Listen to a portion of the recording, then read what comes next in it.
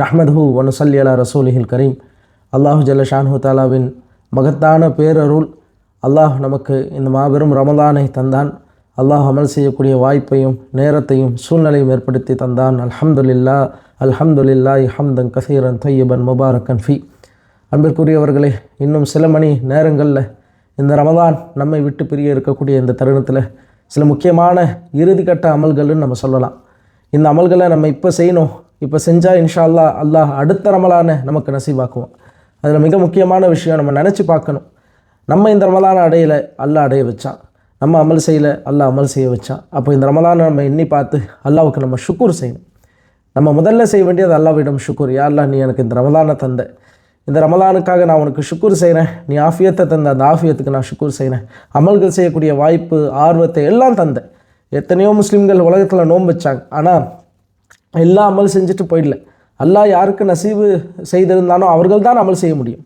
அப்போ அல்லாஹு தாலா நமக்கு நசீப் செய்திருந்தான், அல்லாஹ் நமக்கு தௌஃபீக் செய்திருந்தான், நம்ம அமல் செஞ்சோம். அதுக்கு அல்லாஹ்க்கு ஷுக்கூர் செய்யணும்.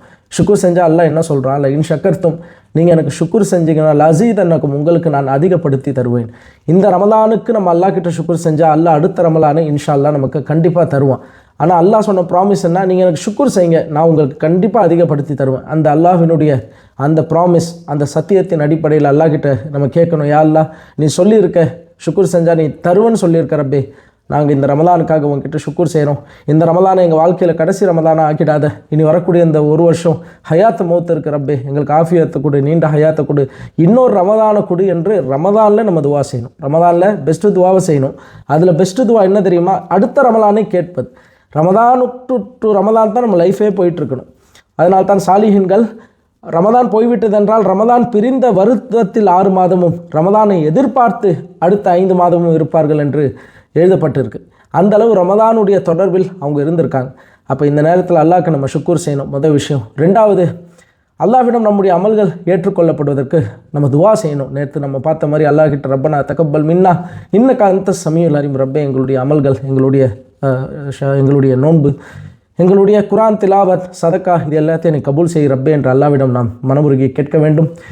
அது ஏன் என்று சொன்னால், இந்த நோன்பு என்பது நமக்கு நாளைக்கு ஷஃபாத்து செய்யக்கூடிய அந்த பவர் அல்லாஹ் அதுக்கு கொடுக்குறான். ஹதீஸ் ஷரீஃபில் வருது, குர்ஆனும் நோன்பும் அல்லாஹ் கிட்ட வந்து ஷஃபாத்து செய்யும். யோசிச்சு பாருங்கள், நாளைக்கு மறுமையில் அல்லாஹ் கிட்ட வந்து சொல்லணும், யா அல்லாஹ், இந்த அடியானை என்னை கண்ணியப்படுத்தினான், நான் அவனை நோன்பு நோக்க வைத்தேன், அவன் சாப்பிடாமல் குடிக்காமல் நஃப்ஸை அடக்கி இருக்கக்கூடிய நிலையில் நான் வைத்தேன், நான் அவனுக்காக ஷஃபாத்து செய்கிறேன் என்று அந்த நோன்பு நாளைக்கு மறுமையில் நமக்கு வந்து லாயராக வந்து மறுமையில் நிற்கும்.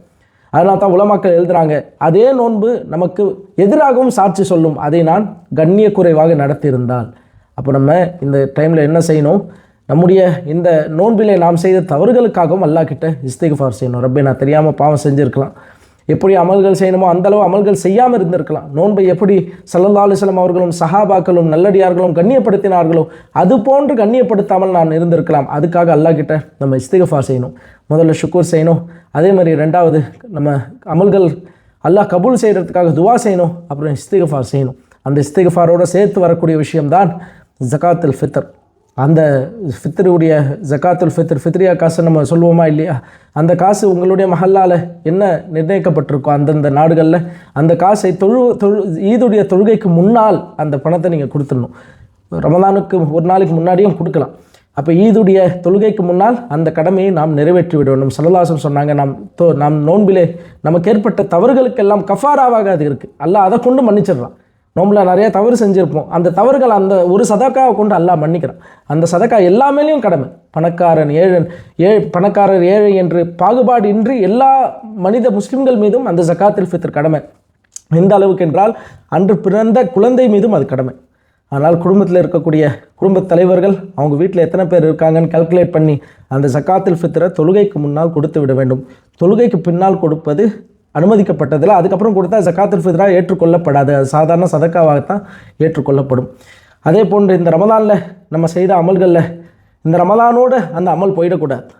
அதனால்தான் சொல்லுவாங்க, நம்ம ரமலானில் எந்த அளவு அமல் செஞ்சோமோ அதில் 1/3, 3/1 நம்ம மீதம் இருக்கக்கூடிய 11 மாதங்களில் குறைந்த அளவு அதாச்சும் எடுத்துகிட்டு போகணும். ஒரு ரமலானில் நம்ம 3 ஜுஸு ஓதணும்னு சொன்னால் ரமலான் அல்லாத காலங்களில் 1 ஜுஸு ஓதலாம். யோசிச்சு பாருங்கள், அதே 24 மணி நேரம் தான்.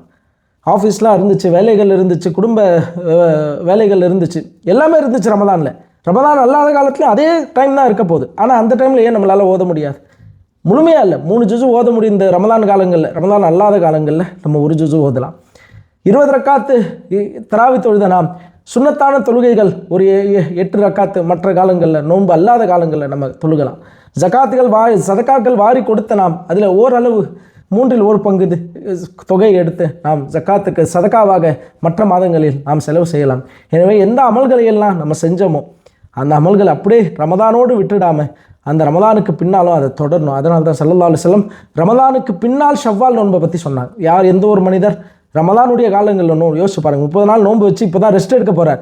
அப்போ ஸல்லல்லாஹு அலைஹி வஸல்லம் சொன்னார்கள், ரமதான் நோன்பை நோற்று அதற்கு பின்னால் 6 நாட்கள் ஷவ்வாலிலே எந்த மனிதர் நோன்பு நோற்பாரோ, அது ஈஸி இல்லை, ஏன்னா ஷைத்தான் வெளியே வந்துட்டான். அப்புறம் 6 நாள் யார் நோன்பு நோற்பாரோ அவர் அந்த வருடம் முழுவதுமாக நோன்பு நோற்ற நன்மை பெற்றுடுவார். அதனால் ஷவ்வாலுடைய நோன்பை தொடர்ந்து வைக்க முடிஞ்சால் வைக்கலாம். இல்லைன்னு சொன்னால் ஷவ்வால் மாதம் முடிவதற்குள் அந்த நோன்பை பிரித்து நாம் வைத்தால் ஒரு வருடம் நோன்பு வைத்த நன்மை அல்லாஹு தாலா தருகிறான். எனவே இந்த ரமலானுடைய இந்த மாதத்தை அல்லாஹு தாலா எந்த நோக்கத்திற்கு நமக்கு கடமையாக்கினானோ அந்த நோக்கத்தை நாம் அடைந்திருக்க வேண்டும், அந்த மக்ஃபிரத்தை நாம் பெற்றிருக்க வேண்டும். அதற்காக மீதம் இருக்கக்கூடிய இந்த சில மணி நேரங்களை அதற்காக நாம் செலவு செய்வோம். வீண் பேச்சுக்களில் இந்த நாளை கழித்து விடாமல், ஏன்னா ஈதுடைய மூடுக்கு எல்லாம் போயிடுவாங்க, பெருநா மூடுக்கு போயிடுவாங்க. இப்போ பெருநாவை பற்றி தான் எல்லாம் பேசிகிட்டு இருப்பாங்க. ஆனால் சாலிஹின்கள் இந்த நேரத்தில் ரமதான போகுதே என்ற கவலையில் இருப்பாங்க. இந்த 2 பெருநாளில் நமக்கு கவலையுடன் ஒரு பெருநாள் இருக்கும் என்று சொன்னால் இந்த பெருநாள் தான். காரணம் என்னன்னு சொன்னால் நம்மை மாற்றிய ரமதான் நம்மை விட்டு போகுது. இந்த 11 மாதங்கள் இவ்வளோ தொழுது இருக்க மாட்டோம், இந்த 11 மாதங்கள் இவ்வளோ குர்ஆன் ஓதி இருக்க மாட்டோம், இந்த 11 மாதங்கள் இவ்வளோ சதக்கா செஞ்சுருக்க மாட்டோம். அதனால தான் ஸல்லல்லாஹு அலைஹி வஸல்லம் சொன்னார்கள், என் உம்மத்து ரமலானில் இருக்கக்கூடிய சிறப்புகளை அறிந்தால் வருடம் முழுவதும் ரமலானாக இருந்து விடாதா என்று ஏங்குவார்கள் என்று ஸல்லல்லாஹு அலைஹி வஸல்லம் சொன்னாங்க. நமக்கு அந்த ஏக்கம் இருக்கா இல்லையா? உள்ளால் உள்ளபடி நம்ம கல்வியில் அந்த ஏக்கம் இருக்குது. இந்த 1 மாதம் இப்படி கழிச்சோமே அற்புதமாக, அல்லாஹ் தாலா வாழ்க்கை ஃபுல்லாக ரமலானாக ஆக்கியிருந்தா நம்ம அல்லாவுக்கு தொழுதுகிட்டே இருக்கலாம், குர்ஆனை ஓதிட்டே இருக்கலாம், அல்லாஹ்வுடைய தொடர்பில் இருந்துகிட்டே இருக்கலாம் என்ற உணர்வு ஏற்படுமா இல்லையா? அது ஈமானுடைய உணர்வு. அதனால் இந்த ரமலானுடைய இந்த நேரத்தில் மீதம் இருக்கக்கூடிய இந்த நேரத்தை வீண் பேச்சுக்களில் செலவிடாமல் அல்லாஹ்வுடைய திக்ரிலும் மக்ஃபிரத்திலும் அல்லாஹ்விடம் தக்வாவை கேட்டவர்களாக நாம் மீதும் இருக்கக்கூடிய அந்த சில மணி துளிகளில் செலவு செய்வோம். அல்லாஹு ஜல்ல ஷானுஹு தஆலா இந்த ரமலானை கடைசி ரமலானாக நமக்கு ஆக்கி விடாமல் இன்னும் அதிகமாக ரமலானை தந்து அல்லாஹு தாலா நமக்கு தக்வாவுடைய உயர்ந்த நிலையை நமக்கு தந்தருள்வானாக, சாலிஹீன்களுடைய தொடர்பை தந்தருள்வானாக. காரணம் என்னன்னு சொன்னால், எந்த தக்வாக்கு இந்த ரமலான் கொடுக்கப்பட்டுச்சோ அந்த தக்வா வரணும் சொன்னால் கூணுமா சாதிக்கீன்களுடன் நீங்கள் இருங்கள் அல்லாஹ் சொல்லிட்டான். அதனால் இந்த 11 மாதங்கள் நம்ம தக்வாவோடு இருக்கணும்னு சொன்னால் சித்திக் கூணுமா சாதிக்கின்களை கண்டுபிடிச்சி அவங்க கூட இருக்க முயற்சி செய்யணும். அந்த வலிமார்கள், அந்த சாலிஹீன்கள், அந்த சாதிக்கின்களுடன் நாம் இருந்தால் நாம் தக்வாவை அடையக்கூடிய நிலையை நாம் பெறுவோம். எனவே அல்லாஹு தாலா நம் அனைவருக்கும் தௌஃபீக் செய்வானாக.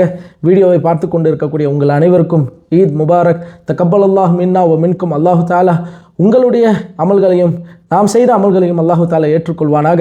வாஹிரு தாவானா அல்ஹம்துலில்லாஹி ரப்பில் ஆலமீன். அஸ்ஸலாமு அலைக்கும் வரஹ்மத்துல்லாஹி வபரகாத்துஹு.